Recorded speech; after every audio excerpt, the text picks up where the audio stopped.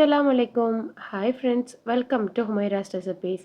இன்றைக்கி என்னோடய ஸ்டைலில் ஆட்டுக்கால் கறி எப்படி செய்கிறதுன்னு பார்க்கலாமா? நான் அதுக்கு ஒரு ஆட்டுக்கால் எடுத்து அதை நல்லா க்ளீன் பண்ணிவிட்டு இந்த மாதிரி கட் பண்ணி வச்சுருக்கேன். இதை ஃபஸ்ட்டு நம்ம குக் பண்ணி எடுத்துக்கலாம். அதுக்கு ஒரு ப்ரெஷர் குக்கரில் நம்ம கட் பண்ணி வச்சுருக்க ஆட்டுக்கால் சேர்த்துக்கோங்க. கூடவே தேவையான அளவு உப்பு, மஞ்சள் தூள், இஞ்சி பூண்டு பேஸ்ட்டு, ஜீரகத்தூள் எல்லாமே ஆட் பண்ணிக்கோங்க. அது கூடவே 1 லிட்டர் அளவுக்கு தண்ணி, அதாவது ஆட்டுக்கால் மூழ்கிற அளவுக்கு தண்ணி. மசாலா நான் சைடில் கொடுத்துருக்கேன், ஸ்க்ரீன்ஷாட் எடுத்து வச்சுக்கோங்க. இப்போ நம்ம லிட் வச்சு கவர் பண்ணிவிட்டு நல்லா ஒரு 8லேருந்து 10 ப்ரெஷர் வர வரைக்கும் நம்ம வெயிட் பண்ணணும். அது ஆட்டுக்காலோட சைஸை பொறுத்து, சின்ன காலாக இருந்தால் சட்டுன்னு வெந்துடும். கொஞ்சம் பெரிய காலாக இருந்தால் டைம் எடுக்கும். உங்களோட குக்கர் எப்படி வேகுமோ அதுக்கு தகுந்த மாதிரி நீங்கள் அதை ப்ரெஷருக்கு வச்சு எடுத்துக்கோங்க. நான் இன்றைக்கி ஒரு 8லேருந்து 10 விசிலுக்கு வச்சு எடுத்தேன். எனக்கு நல்லா சாஃப்டாக குக் ஆகிருந்துச்சு. இப்போ ஒரு பாத்திரத்தில் 1 டேபிள் ஸ்பூன் அளவுக்கு கீயும் 1 டேபிள் ஸ்பூன் அளவுக்கு எண்ணெயும் ஆட் பண்ணிக்கோங்க. கூடவே பட்டை, கிராம்பு, ஏலக்காய், ஒரு சின்ன பிரியாணி எல்லாம் சேர்த்துக்கோங்க. அது கூடவே 1 டேபிள் ஸ்பூன் அளவுக்கு சோம்பு, 1 டேபிள் ஸ்பூன் அளவுக்கு வெந்தயம் ஆட் பண்ணிக்கிறேன்.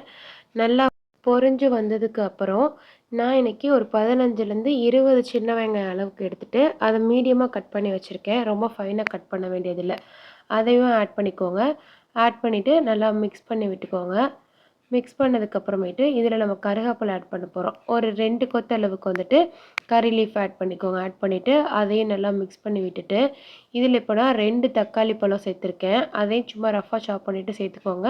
நமக்கு நல்லா ஸ்மாஷ் ஆகிற அளவுக்கு குக் பண்ணிக்கோங்க. இதுக்கு தேவையான அளவு உப்பு, நம்ம ஏற்கனவே ஆட்டுக்காலில் வேறு உப்பு சேர்த்துருக்கோம். அதனால் இதில் நம்ம கம்மியாகவே சேர்த்துக்கோங்க.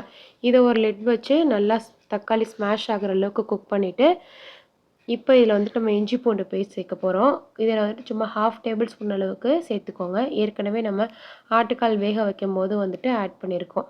இப்போ இதில் ஒரு பச்சை மிளகா, கொஞ்சமாக கொத்தமல்லி, கொஞ்சமாக புதினா ஆட் பண்ணிவிட்டு அதையும் நல்லா மிக்ஸ் பண்ணி விட்டுக்கோங்க. இப்போ இதில் நம்ம கொஞ்சம் மசாலா ஆட் பண்ண போகிறோம். 1 டேபிள் ஸ்பூன் அளவுக்கு red chilli powder, 1/2 table spoon அளவுக்கு மல்லித்தூள், அதாவது தனியா பவுடர்னு சொல்லுவோம்ல, அதை ஆட் பண்ணியிருக்கேன். அவ்வளோதான். நம்ம இந்த சூப்புக்கு வேறு எந்த ஒரு மசாலாவுமே ஆட் பண்ண போகிறதில்ல. மசாலா ரொம்ப அதிகமாக இருக்கக்கூடாது. மைல்டாக இருந்தால் தான் நம்மளுக்கு சாப்பிட்றதுக்கு நல்லாயிருக்கும். இப்போ நம்ம குக் பண்ணி வச்சுருந்த அந்த ஆட்டுக்கால் அதையும் மிக்ஸ் பண்ணிவிட்டு நல்லா மிக்ஸ் பண்ணி விட்டுக்கோங்க. இதிலவே இப்போ நம்ம கொஞ்சமாக தேங்காய் பால் சேர்த்துக்கணும். ஒரு 1/2 கப் அளவுக்கு கோகோனட் மில்க் ஆட் பண்ணிக்கோங்க. அவ்வளோதான். இப்போ இதை நல்லா மிக்ஸ் பண்ணி விட்டுட்டு இந்த ஸ்டேஜில் நீங்கள் உப்பு செக் பண்ணிக்கோங்க. கன்சிஸ்டன்சி பொறுத்த வரைக்கும் இந்த அளவு இருக்கணும் கன்சிஸ்டன்சி. இதை நல்லா லிட் வச்சு கவர் பண்ணி நல்லா ஒரு கொதி வரணும். நல்லா மலமலன்னு கொதிச்சதுக்கப்புறமேட்டு ஒரு 15 to 20 மினிட்ஸ் சிம்மில் வச்சு நல்லா குக் பண்ணிக்கோங்க. அவ்வளோதான். ரொம்ப சூப்பராக ரெடி ஆகிடுச்சு நம்மளோட ஆட்டுக்கால் குழம்பு. இதை நம்ம இட்லி, இடியப்பம் அண்ட் ரைஸ் கூட ஊற்றி சாப்பிட்றதுக்கு ரொம்ப சூப்பராக இருக்கும். கண்டிப்பாக இந்த ரெசிபியை ட்ரை பண்ணி பாருங்கள். ட்ரை பண்ணிவிட்டு எப்படி இருந்துச்சுன்னு எனக்கும் கமெண்ட்டில் ஷேர் பண்ணுங்கள்.